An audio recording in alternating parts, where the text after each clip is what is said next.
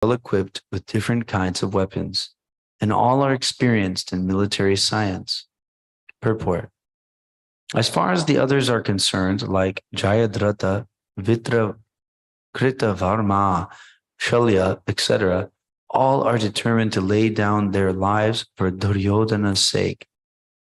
In other words, it is already concluded that all of them would die in the battle of Kurukshetra for joining the party of the sinful Duryodhana. Duryodhana was, of course, confident of his victory on account of the above-mentioned combined strength of his friends. So, these personalities are found in the Mahabharata, and Bhishma Dev is famous, right, as being a wonderful hero. So he's the grandfather of the Kuru dynasty, and he's an incredibly powerful person. And he remained a brahmachari. He remained unmarried, and actually one can maintain incredible strength by that process. And automatically one becomes very powerful by learning the art of remaining celibate.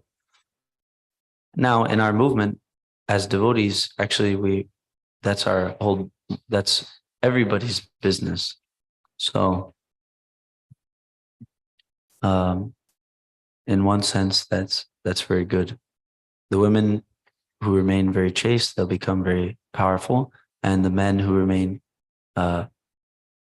very much control of their senses, they'll also remain very powerful too. So Bhishma was very powerful. He was known in this way, and he was respected. Karna was actually the son of Queen Kunti, right? So Queen Kunti, she got blessed to have basically a type of a mantra where she could call a demigod, and the demigod would come and they will have a child together. And that'll make a very strong person, a very great personality will enter into that womb, into that body, right? So this was the case. Karna was born of the sun god and Surya, and he was born with shining earrings. Therefore, he was known by the name Karna. That means ear. And he was very powerful. As a young child, he was sent down a river by Queen Kunti because Queen Kunti was very young at that time and she was unmarried. So for her to bear a child, that wasn't going to be, for her to take care of a child and raise him properly, she didn't think that it was going to be possible.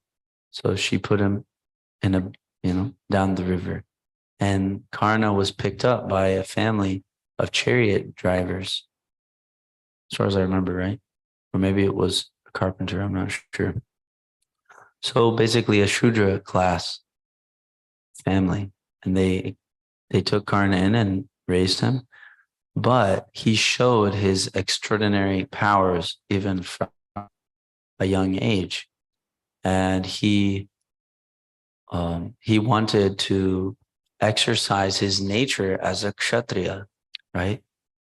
The Surya Vamsha is the line of kings coming from the sun god, Surya Dev. And actually, Krishna taught this science of Bhagavad Gita originally to the sun god Vivasvan, right? So they were meant to be righteous kings who teach the principles and rule by the principles of Bhagavad Gita. So that nature was there in Karna as well. And he had that competitive kind of leadership quality. And he was a warrior. He was expert in archery. So Karna was known for being very formidable. And actually, there was a Swayamvar, which means a great princess who's very qualified, maybe given permission by her father to pick her own husband from, whoever, from different challengers. So Draupadi, which is the daughter of Drupad, actually devised a special challenge for the warriors to for the suitors to perform in order to win Draupadi's hand in marriage. And Arjuna was the one that ended up winning Draupadi's hand in marriage. But Karna was basically, he had to be excluded from that competition because he may have been the only other person who was capable to win that competition, to win Draupadi's hand. So basically, at that time, Draupadi asked her brother, she said, that you please announce that I will only accept somebody from the Kshatriya or the Brahmana status, class. I won't accept a lower, persons who want to, basically, she won't accept as her husband anyone from those categories, but they can't even participate. So basically what she did was say that Karna can't, do it because his birth was questionable. But I'm mentioning all this because we can understand that the challenge was to strike a target behind a wheel, basically some obstruction, by looking at a reflection, right? So you can't actually look at the target, but you look at the reflection, and with your arms, you shoot that way through the wheel, which was protecting the target, like that. So it was a very difficult task for the warriors. But Karna, he was that expert with his weapon, so he had to be excluded. So Duryodhana is really he's falsely proud. He thinks he's got the big guys on his team and he's going to win the battle. He's got Karna. We know how strong he is. He's got Bhishma.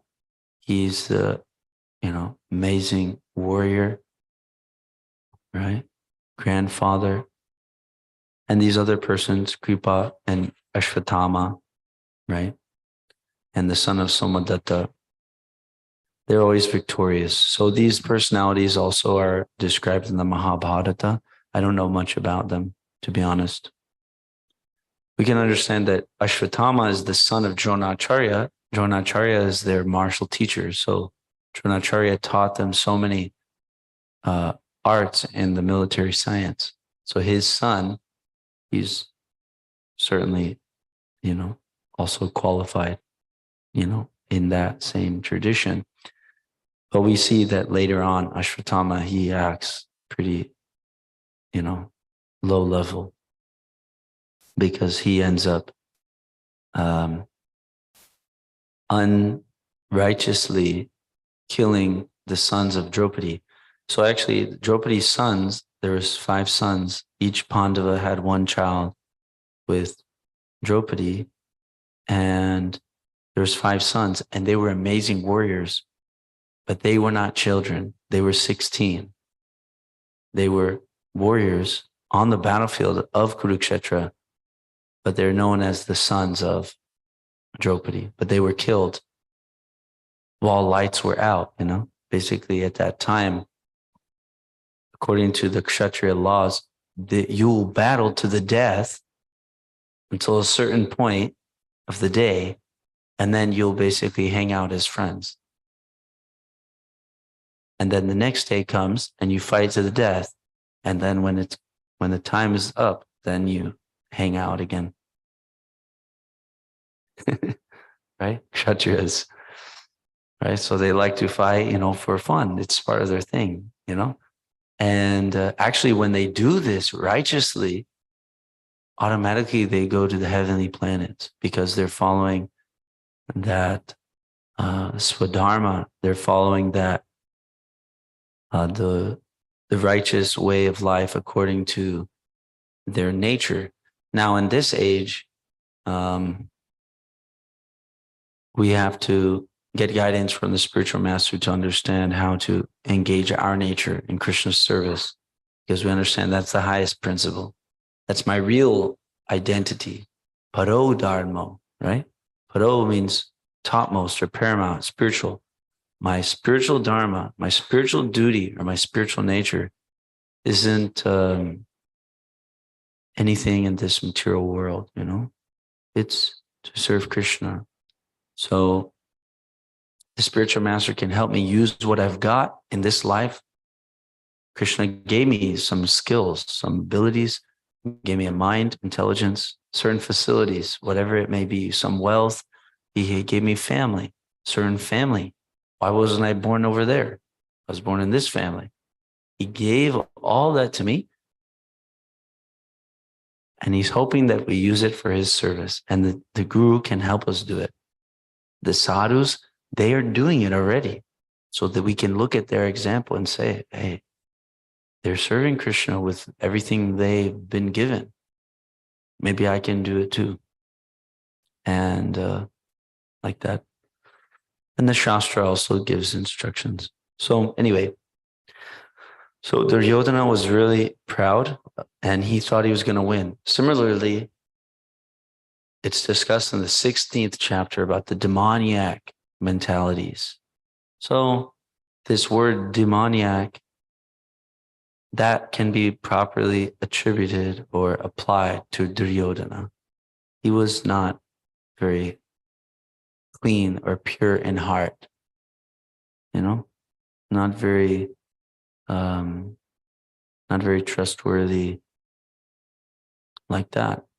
And Duryodhana had a big claim to the throne, or he was fighting for that. And he wasn't doing that so that he can serve Krishna. He was doing that so he can be the big man in the big chair, and have all the power and the money. And the Pandavas can just die, forget them. So Duryodhana, essentially the demoniac mentality means that we're trying to navigate in this material world without remembrance of Krishna. Basically, we're trying to steal Krishna's property and use it for myself. So in the Isha Upanishad, it's stated that everything belongs to Krishna. There's a tagline, Sanskrit, Ishavasya. There's this, Prabhupada uses this as it's one Sanskrit word, but he uses it to describe a whole state of consciousness or a principle, Ishavasya, principle, which means that everything belongs to Krishna, so it has to be used for him. So you can remember that, Ishavasya. That's a principle that everything belongs to God. So he may let us borrow something, whether it be a kingdom, right? Or whether it be great physical strength or intellectual ability or musical ability or cooking ability, right?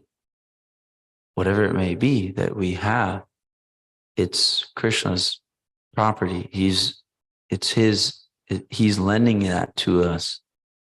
So the demoniac means that we take that from Krishna and we try to use it for ourselves. And in English, this word demon, it's kind of a strong word, right? You know, it's kind of a strong word. You don't hear people usually use the word demon on the street, or you don't know it. Basically, we don't hear it because it's really strong. And actually, it's true. We are living with the demoniac mentality that this world is for my pleasure and forget everyone else. I don't care about God. I don't care about anyone. Right? So that's demoniac. And what that does is that hurts our relationships with everyone. We can't be happy at all when we have that mentality. And when you diagnose the situation, you see that they're all, in general, we are following in the footsteps of Duryodhana, and we are trying to usurp everything for myself. And we're never happy or satisfied by that demoniac mentality. So a wise man knows. What does he know? It's stated in the 5th chapter. There's a cool verse, chapter 5, text 22. It's stated that the sources of misery are due to contact with the material senses, like objects. When the sense objects, right, come in contact with the senses, that's actually a source of misery. Now, we are talking about material sense objects coming in contact with the material senses. That's the sense of misery. That's the source of misery. And such pleasures, right, that we experience without putting Krishna in the picture, trying to enjoy this world and steal property for ourselves and not include him at all. That is a temporary pleasure. It's stated adyanta vanta, which means has a beginning and it has an end. Anta means end and adi means beginning. Adyanta vanta means it has a beginning and an end. So what kind of happiness is that? It comes and then it goes, right? What to do? So the demoniac mentality is trying to enjoy all this temporary pleasure, right? Kind of hopelessly. Let me get this, let me get that. Then it slips out of our fingers again and again, right? And it can be gross. It can also be subtle, right? It can be, I want this, I want to taste this thing that I saw, right? And then subtle is, I want to be seen like this type of person. I want to have the power and the fame. I want people to know my name, right?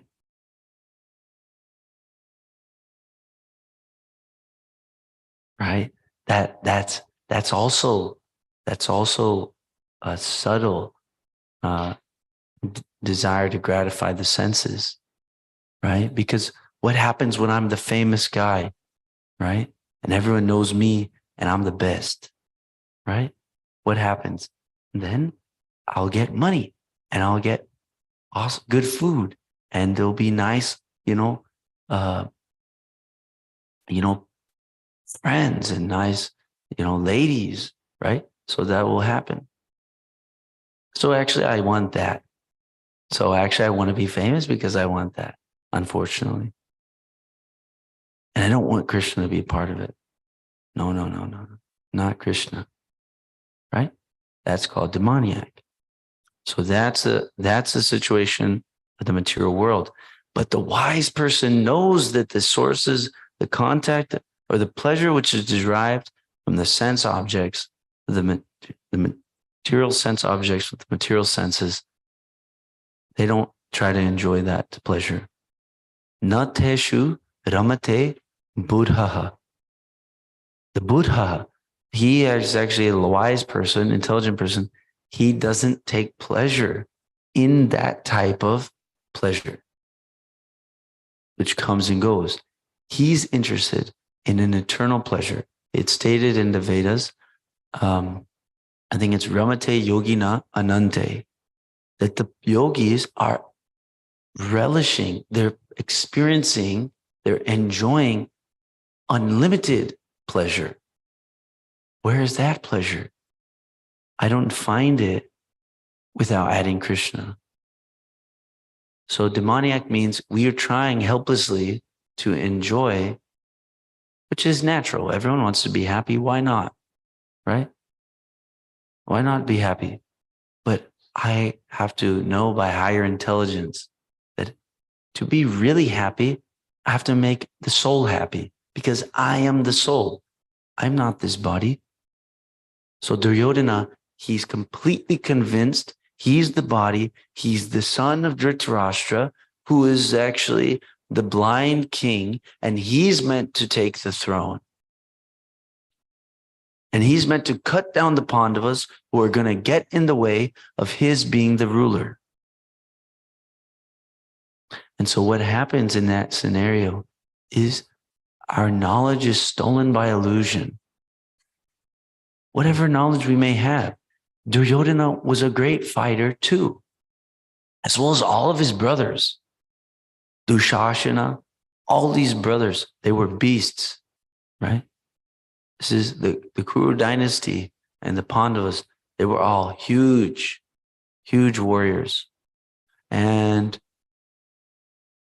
they were all trained by Dronacharya, who was, he was the best.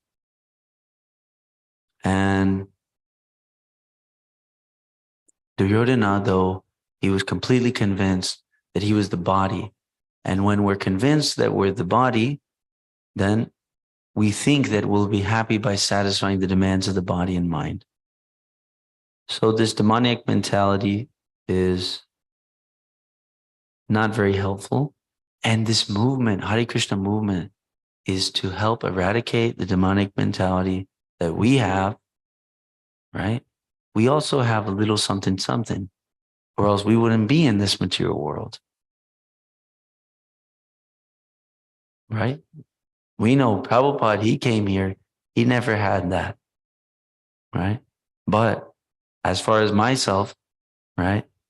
And in general, we should consider that we are one of those people that came here because we still had a little something of that inappropriate mentality. We haven't fully recognized Krishna's ownership of everything and ready to give it all back to him yet. So we're meant to do that in this lifetime, and we can do it. And Prabhupada is here to help us. And this movement, Hare Krishna movement, it has many weapons against the demoniac mentality, right? Our secret weapon is the prasadam, right? So that's the secret weapon. But then we also have the kartals, the mridanga, and the sankirtan, right? Of the holy names, chanting the holy names everywhere we go.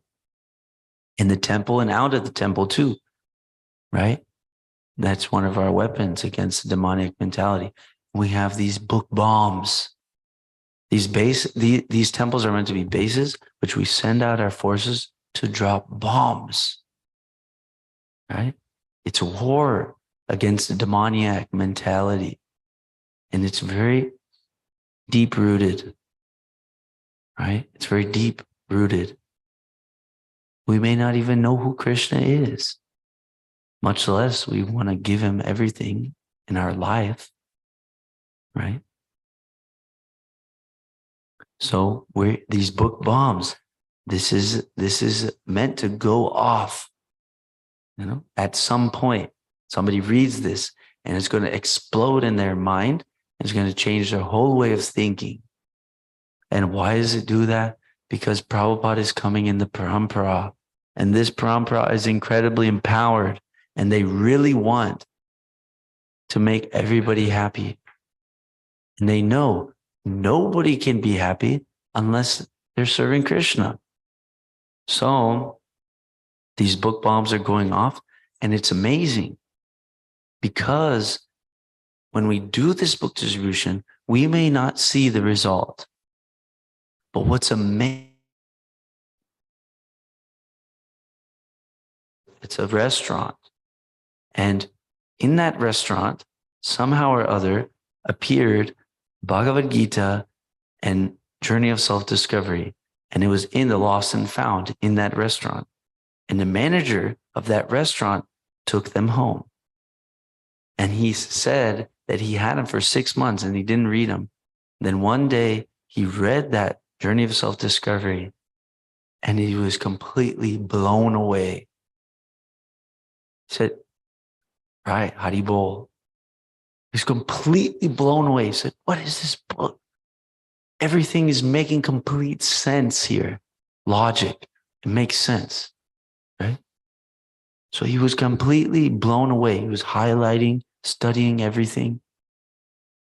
Then he started reading Bhagavad Gita. And he read the whole Bhagavad Gita. And then he started over again. And a few days ago, he came here to the temple. So who distributed those books? Somebody maybe at this temple, maybe within the past year or so, sometime. They went door to door, went in there, talked to the hostess or whoever. Somebody bought some books or somebody at one of the tables, and they ended up in Lost and Found.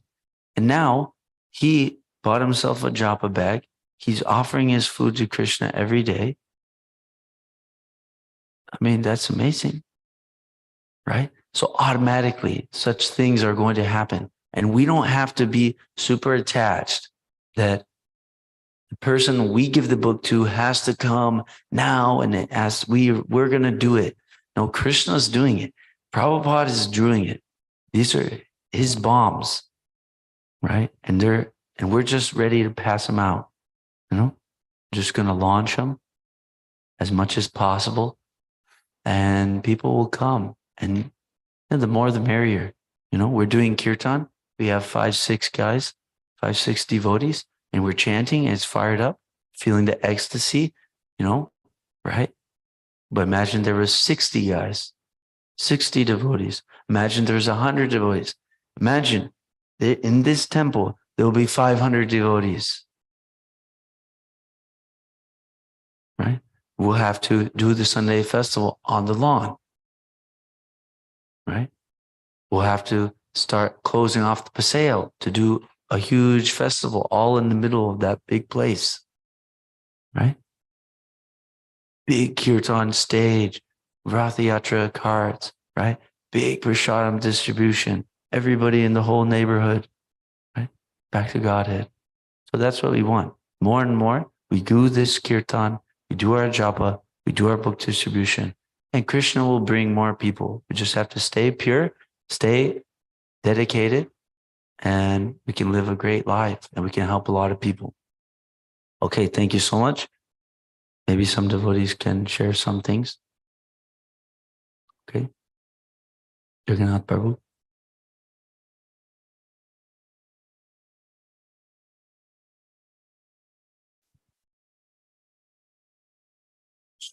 Hare Krishna.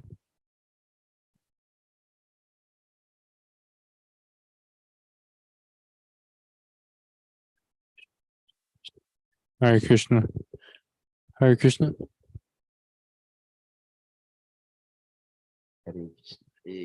Hare Krishna. Hare Krishna. Okay, Hare Krishna Prabhu. I liked what you were saying about the well, it's not pleasant, but the demoniac sense gratification, sense pleasure that we derive from contacting the senses. Just 1 second, I gotta put this. But yeah, this demoniac sense pleasure that we get from contact with senses. I'm just wondering why we enjoy these demoniac sense pleasures. Well, we're vimudha. That means we're very foolish persons. That's unfortunate, actually. Because actually, it's like we're trying to enjoy a drop of water in the desert. We need a lot of water because it's like really hot, right? So we're always like, I need it, right? Something, I need something. I need to be happy right now. What is wrong? Why can't I be happy right now? So we're just like, well, okay, what can I do? Maybe I'll eat this or I'll do this or I'll do that, right? But we're not very considerate because we're not understanding that we're not the body. So our whole intelligence is directed, make the body happy, follow the demands of the mind, and then you'll be happy. But every time we do that, we're not very satisfied. It keeps happening. Why do we have to switch? We keep switching. Oh, I don't want to eat that anymore. I'm bored of that. Or I don't want to do this. I'm bored of that, bored of this, bored of that, again and again, because we were not getting satisfied. So we should see that maybe there's something wrong with the whole scheme. Our whole thought process is off. Something's off about our whole process to become happy, but we're not very thoughtful.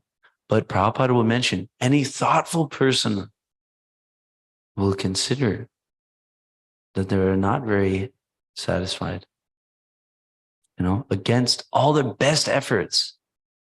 Who is trying to be unhappy in this world? Nobody. Who wants to be unhappy? Of course, if we're really low in the mode of ignorance, then we want to be unhappy because we think that that's happiness. That's pretty unfortunate. We say, I want to suffer.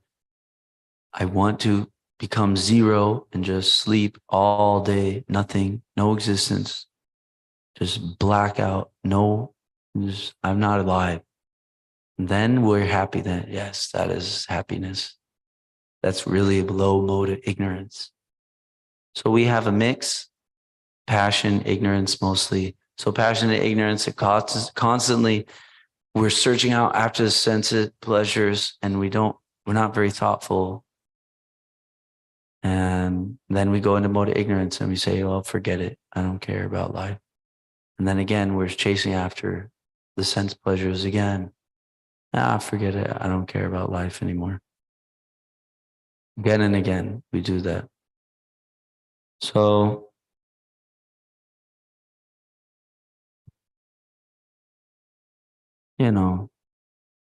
it's described that by Prahlad Maharaj that we're chewing the chewed. And essentially, because we have no spiritual knowledge, then we chase after those things. We don't have a higher taste. So we want to be happy. So we always go for the taste that we know about.